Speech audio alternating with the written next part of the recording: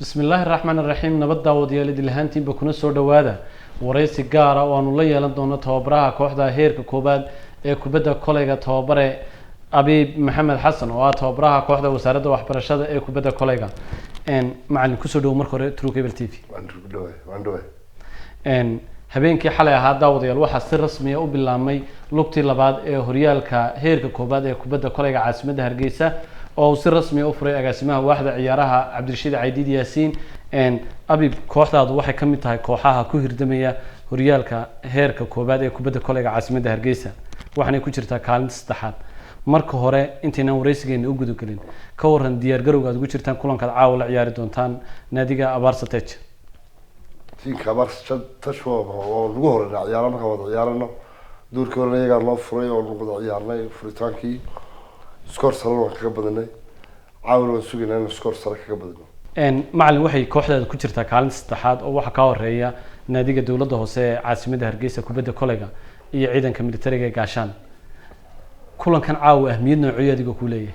anaga waxa noo muhiim ah inaan inta hadhay oo dhan badino Abaarsana waa tiimka ugu hooseeya ka mid ah marka iyagu tirada kuma jiraan oo iska sii wadnaa si fiican waa tahay waxa jira Abiib Burci marka la soo hadal qaado waa tababare si weyn looga garanayo kubadda kolayga marka laga hadlayo Somaliland si gaar ah caasimadda Hargeysa waxaana la xasuustaa ciyaarihii gobolada 2013 inaad ku hogaamisay gobolka Gabiley kubadda inay ku guuleystaan horta goormaad bilowday in aad tababare noqoto ama inaad xirfadani u banbaxdo kubadda kolayga horta waxa weeyaan anigu waxaan ahaa xulka qaranka ee Jamhuuriyadda Djibouti ka bacdi waxaan nolnaa Hargeysa muddo badan baan Hargeysa kubadda ciyaarinay oo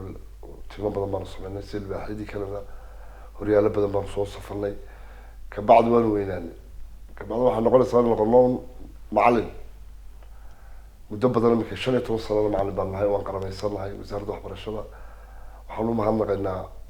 Marwo Samson Cabdi Aadan oo tiinkan qarameysay muddo badan ka soo shaqeynayay sidaa weey adiga waayahaaga kubadda kolayga waa tababarayaasha garoonka Timcadda si weyn looga yaqaanad ka mid tahay waa markii ugu horeysay hadaanan qaldanayn ee la iskugu imanay garoonka Timcadda horyaal taxana oo la is arkay labada lugoodba ahmiyad noocay u diin leeyahay maamul ahaan iyo ciyaaryahan ahaanba inay kooxuhu ay is arkaan horta dalka waxa ka dhisan kubadda cagta kubadda kolayga wax la yiraahdo ma jirin ba ciyaaraha goboladu ma suuq jiraan gobol tegin imika aad baan ugu faraxsanahay in horyaal laba jeer la sarko la sameeyo waana wax Ilaahay loogu mahadiyo si wanaagsan oo noogu socdaan sharaf weyn noo tahay xiriirka kubadda kolayga waan amaanaynaa sida wanaagsan ay wax u wadaan waana soo dhaweynaa sanadkani bahda sportiga waxay yiraahdaan waa sanadkii dhaqdhaqaaqa hadday noqoto kubad cag hadday noqoto kubad kolayga toddobaadkan iyadana waxa si weyn isha loogu hayn doona tartankii orodada oo ciidamada dhexmari doona tababare Abiib markaynu u soo noqono waxa furan suuqa kala wareega ciyaartooyada kubadda kolayga dareen noociyay ku sameynaysa inaad ka mid tahay tababarayaasha doonaya inay dhaqdhaqaaq sameeyaan horta waxa weeyaan tiinka wasaaradda waxbarashada waa tiinka ugu adag imika markay ciyaartooy tahay horta uma baahnayn cid iibsado laakiin kaalinta saddexaad baad ku jirtaa waa kaalinta saddexaad baan ku jiraa tiinka ugu adag baan toddobaadkii hore anaa hogaaminay horyaalka laba ciyaaro saddex ciyaaro laga soo bediyay baa dib ii dhigay in wax laga iibsado mooyaan waxba iibsan maayo uma baahnayn hadiiba ay kulamadii ugu dambeeyay aad guul darro mutaysatay kooxduna ay iyo maamulkeeda sare ay doonayaan inay noqdaan horyaalka kubadda kolayga caasimadda maxaa u diidayay inaad dhaqdhaqaaq sameyso horta waxa weeyaan soo daldaloolooyin ma jiraan horta waxa weeyaan hadalka halkiisa lagu tagaa dhaqaale lagu iibsadaa si fiican soo iibsigu waa dhaqaale noqonaya lacag adagna waa la saaray haatan diyaar ma nihin oo dhaqaale ma hayno tiin ahaan waa af hore af dambe dhex wixii laga ciyaarayay nin walba laba ka haystaan uma baahna ninka lagu wareegayay in wax laga iibsado la doonayana waa aniga oo dhibka dhawaan xalay ugu dambeysay oo kubada hadlaynay in laba ciyaartooy laga iibsado dagaashadan ku dhuftaan inta ma ogol baan ku yiri laakiin haddii qandaraas soo dala jabiyo ka war haddii la jabiyo dee horta wax dhaqaalaha haysta meesha ma jiro annaga iyo wax qaramaysan ma laba tiim baa jira wax meesha ciyaaray si loo jabinayo dee maba garanay mar hadduu tiinka isagiiba mishaar haysan uu qarameysnayn waxma iibsan kara de kuwa wax iibsadaa waa aniga iyo gaashaan oo qaramaysan oo wasaarad ku tiirsan dee lanagu waanu dharigsan aniga kuloma baahnida si fiican waa tahay abi burci dadku badanka waxay si weyn ula socdaan oo isha lagu eega waa Hargeysa Stadium iyo kubadda cagta ka socota in badanna waa la xiiseeyaa kubadda kolayga laakiin marka la yiraahdo daawashada xaggaas ay kaga badan maxaad u sababeynaysaa islaada horta kubadda hal labada kubadda way kala horeeyaan haday Mareykan noqoto iyo haday dalka dhexdiisa u noqoto kubadda cagta iyo kubadda kolaygu saas horta kala horeeyaan laakiin waqti waxa jiray jeetinkii garoonka kubadda kolayga ee Timcadde inta ka soo xorota iyo stadiumka inta ka soo xorota ha isku mid ahaayeen hadba sidii loo shaqeeyo ayay noqonaysaa hadba sidii loo shaqeeyo bay noqonaysaa laakiin ka aad bay nooga horreeyaan kubadda cagta si fiican